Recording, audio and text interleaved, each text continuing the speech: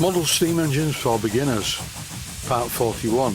This is a compilation video all about ceramic gas burners. I get a constant stream of questions from viewers regarding these devices. That is why I decided to make this video.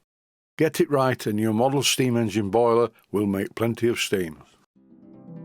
And the first gas burner to look at is a Bix burner. This is one that I bought recently for a 504 boiler, but they do have a tendency, if they're not set up properly, to go into cremation mode. If a gas burner is not burning correctly and it's in a confined space, you can get a carbon monoxide problem, so I do recommend that in your workshop or wherever you're working with gas burners, you have one of these. This is a standard carbon monoxide alarm. I'm not the best person to speak to when it comes to reading instructions. I generally get on with it, and when I get stuck then I read the instructions, but with a Bix gas burner you must read the instructions. To adjust a ceramic burner like this, you need to move the position of the gas jet in and out of the venturi relative to the primary air holes. You can see them in the left hand side of the clip. It's a popular misconception that ceramic burners should glow red. They shouldn't, because if they do glow red they're going to overheat over a period of time. When I move the position of the gas jet in and out relative to the air holes, sometimes it starts to glow red and other times it looks blue. I made this gas jet holder. It's simply a piece of hexagon turned down and a hole's been drilled down the centre which is threaded 1BA to accept a commercial gas jet, and the gas jet I'm using for this test is a number 12. The main problem is it's very difficult to see what the status of the flame is unless you do this. Just turn out the light and set up the gas burner in a dark room, and you can then clearly see what's happening with the gas.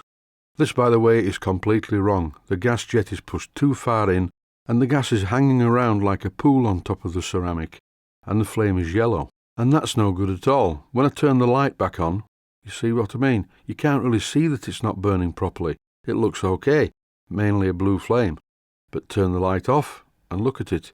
The unburnt gas is sat on top of the ceramic and the flame is burning yellow, which is incomplete combustion. By moving the position of the gas jet, you will see what happens. The pooling disappears and you start to get lots of little triangles. Now this is what we need. Lots of small blue triangles really means you've got lots of very small blue blowtorches like this. And as I move the position of the gas jet, you can see what's happening. As I move the gas jet in and out relative to the holes in the venturi, the ceramic burner changes from being a carbon monoxide generator like this, with a very poor flame that's about to turn yellow, and if I touch one of the air holes, I get a very sooty yellow flame, and this is no good. You need to have lots of little blue triangles. The flame will burn much hotter if you do it this way. This is a shot of the gas jet underneath the Stuart 504 boiler. And now it's in a confined space, it's burning differently, so I need to pull the gas jet out of the venturi just a very slight amount. This is a Max Steam burner, made by my friend Mike Abbott at Max Steam. Mike wound up the business a while back and decided to retire. Mike and I used to talk about gas burners now and again, because they're a bit of a pain really. This was a later revision of a Max Steam burner and it was unsuccessful. Mike had great difficulty, as do I, in getting hold of the correct type of ceramic. This type of ceramic cremates very easily, and I made this ceramic burner work by fitting a different piece of ceramic. This is the stuff that you need, it really is good.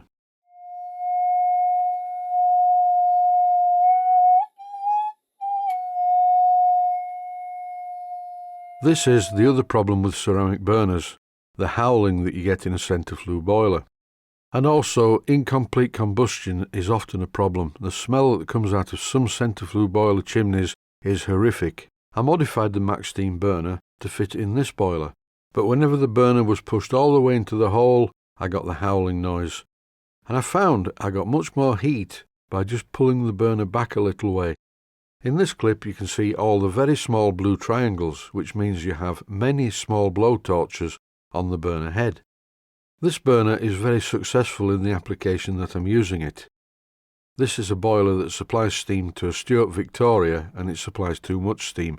I can turn the burner down to next to nothing, and here's the burner with hardly any pressure at all, and it's just a nice orange flame. There's no bad smell from the chimney, there's more than enough heat to boil the water, and it's an ideal situation. The other thing of course is it's completely silent. In days gone by, centriflue boilers were often fired by paraffin or petrol blow lamps. Gas is more convenient and a good bit safer really. Having a tank full of pressurised petrol on the bench is not something I really want to do.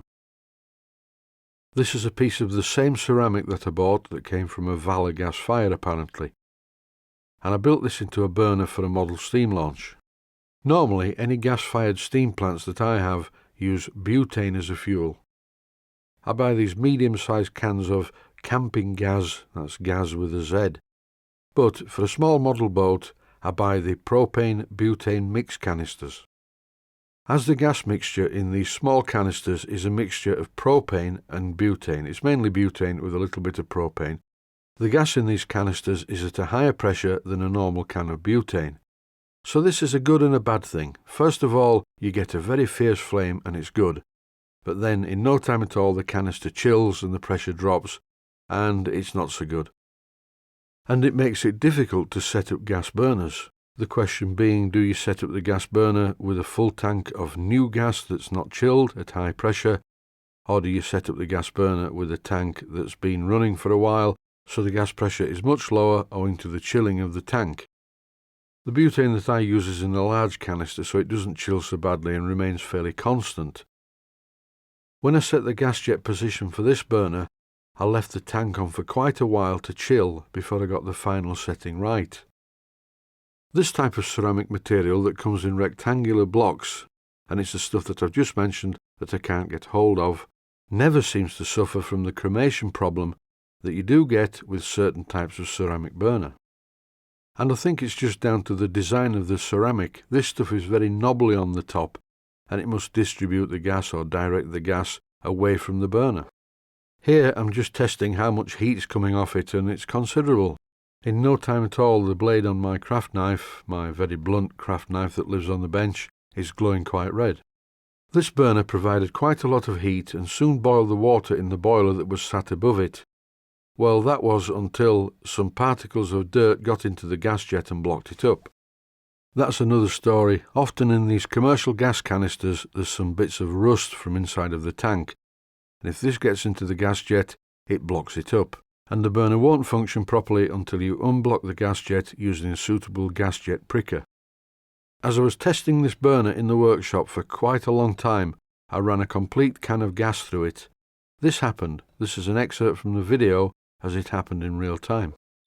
And then the carbon monoxide alarm goes off, and when that happens I generally stop what I'm doing and go outside the workshop and take the carbon monoxide alarm with me to reset it.